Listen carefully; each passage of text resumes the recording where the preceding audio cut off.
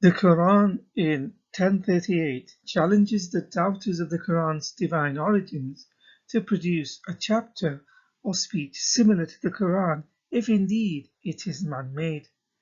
Bearing in mind some of the smallest chapters are barely 2 lines long. However, if one were to consider the language in the Quran and need to verify whether it is actually revealed from a divine wise creator of the universe, consider verse 2461 and honestly ask, is this proof that it was divinely revealed, or was it really written by some ancient ignorant Arabs? Its message is not altered whether it is read in Arabic or English or any other language. Here's what it reads.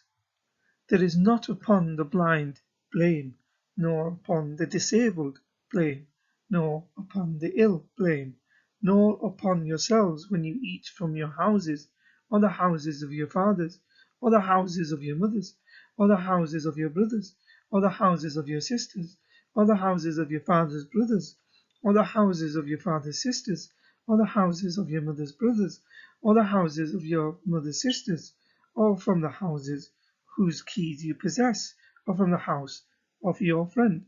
There is no blame upon you whether you eat together or separately. So when you enter houses, salute yourselves with a greeting from the providence of Allah, blessed and good. Thus Allah makes evident to you the signs that possibly you would consider. End quote. What is the actual wisdom contained in this verse? And if it does contain some wisdom, is it really a divine wisdom that could not have been put together by anyone other than a universal creator God? Certain so-called prophecies are often cited by Muslims in order to prove the Quran's miraculous nature. However, if remembered, evidence from previous video series that the Quran was compiled many years after its supposed compilation, then when certain prophecies are cited in the Quran as evidence for its miraculous nature, these are no such prophecies at all. For example, an often cited prophecy is from Quran chapter 30 entitled The Romans, when it talks about the imminent defeat of the Byzantines by the Persians. At the time of the supposed revelation of the Quran, the Roman Byzantines and the Persians were competing against one another. The Romans were led by Heraclius, whereas the Persians were led by Khosrow Parvez, who reigned between 590 to 628 AD. In the 3rd and 4th verses of the chapter in question, it says the Romans will reverse their defeat into a victory in a few years' time. Muslims believe this prophecy was fulfilled with Heraclius' campaign of 622 AD. The Roman victory over the Persians, and cite it as an example of the miraculous nature of the Quran. The Quran was compiled by Uthman in 650 AD. So if the Quran was written after these dates, as the evidence suggests, the events could be back projected by including them into the text. No one knows for sure when this so-called prophecy was given, and since the prophecy states that the Romans will be victorious within a few years, knowing the precise date of this alleged prophecy is an essential and integral part of verifying whether it came to pass or not. The first verse of the chapter refers to the defeat of the Byzantine Empire at the hands of the Sasanian Empire, which occurred in 614 AD. But this does not mean that 614 AD was the year in which the chapter of the verse was revealed or before it. The claims are vague, such as "in a close land," "few years," "will be defeated." It does not answer exactly when, where, who for it to be a valid prophecy at all. To find answers to some of the above questions, as the Quran fails to answer any of them, one must look at secondary and tertiary sources which were compiled some 100 to 200 years and more after the event. Hadith literature such as Tirmidhi, compiled more than 200 years after Muhammad's death, mentions the event, which indicates Muslims knew about it, so it could have been included retrospectively. For example, in Tirmidhi, it suggests that the Quranic verses were revealed after the battle and not before.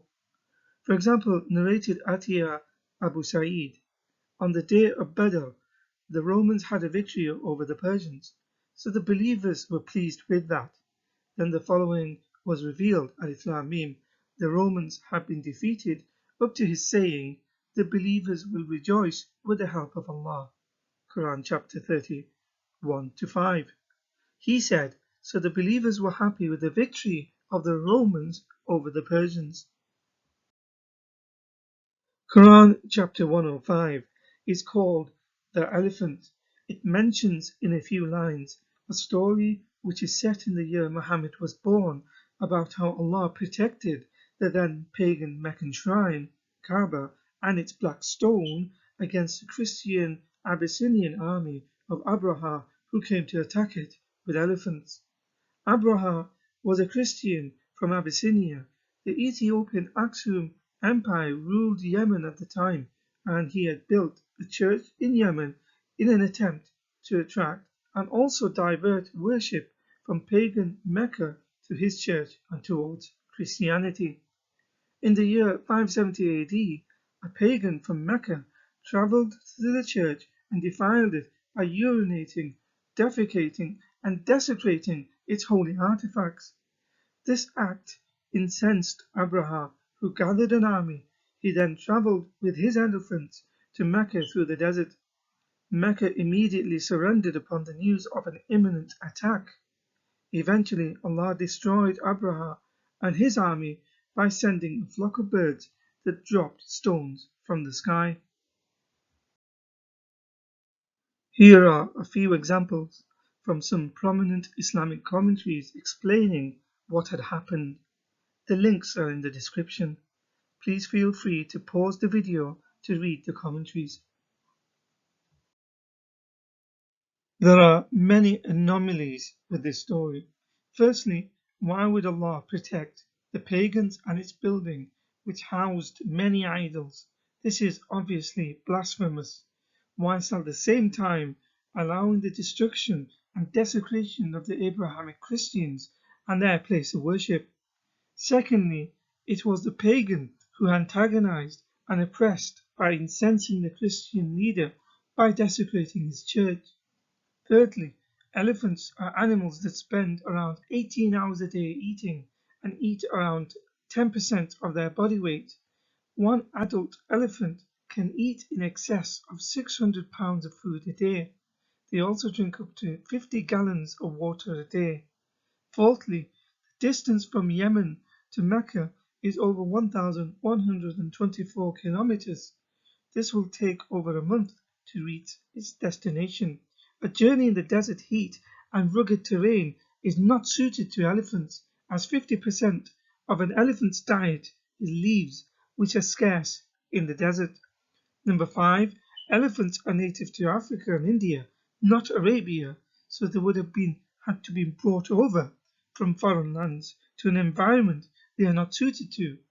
Finally, the birds, no matter how big and numerous, and no matter how high stones are dropped from or how big they are, cannot destroy an army of people and elephants. Here is a map showing, as the crow flies, a minimum distance of 1,000 kilometers between Yemen and Mecca. Also notice the rugged terrain the elephants would have had to traverse.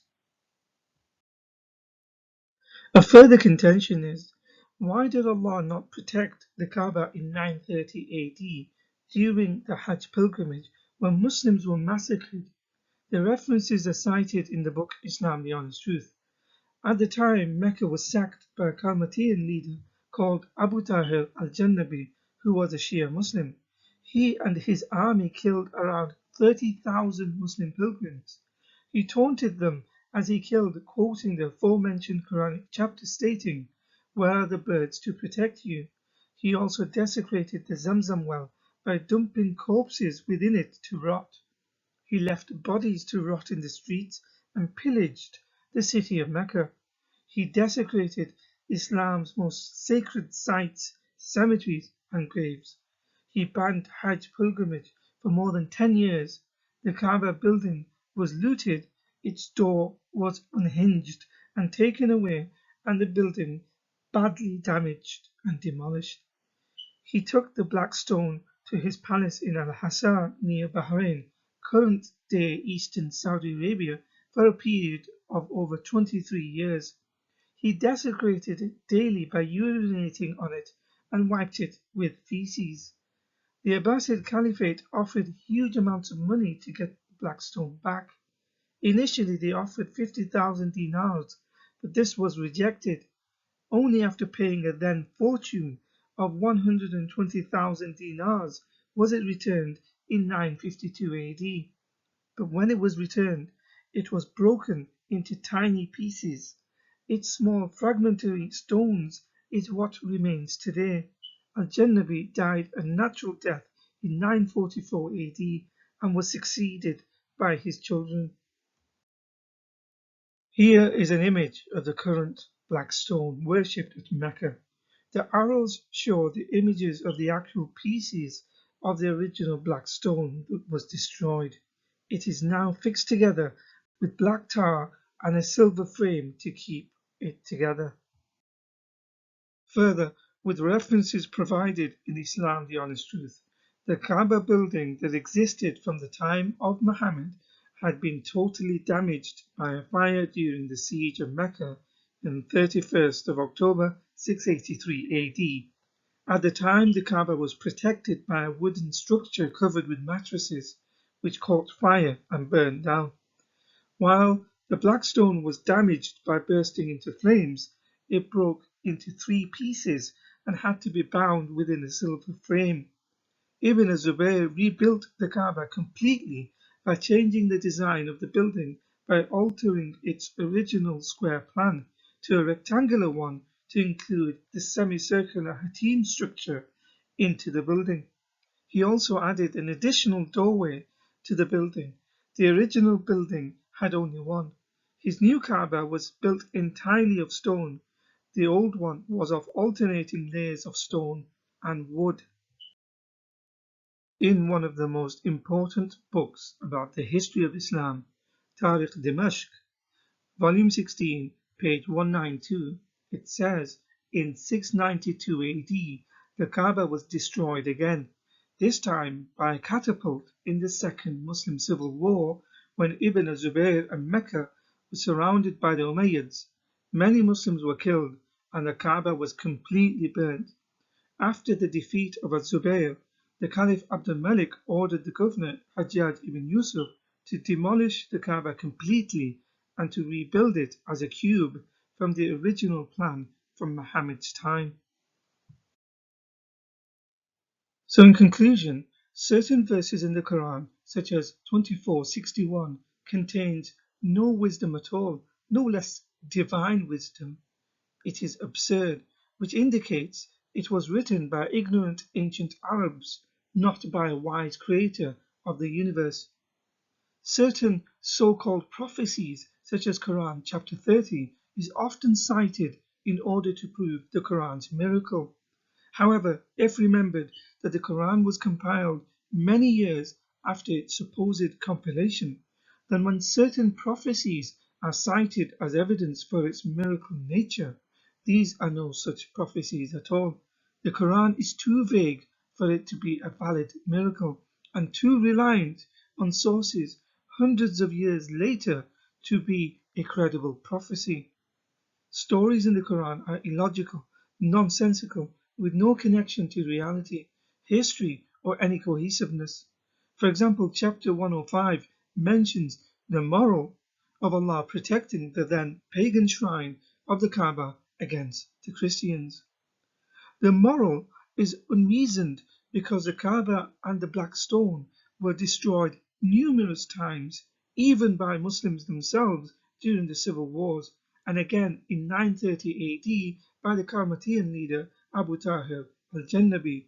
Further, the Kaaba the Muslims circumambulate today is not the original building from Muhammad's time, and the Black Stone remains in broken pieces and damaged forever because Allah had failed to protect it.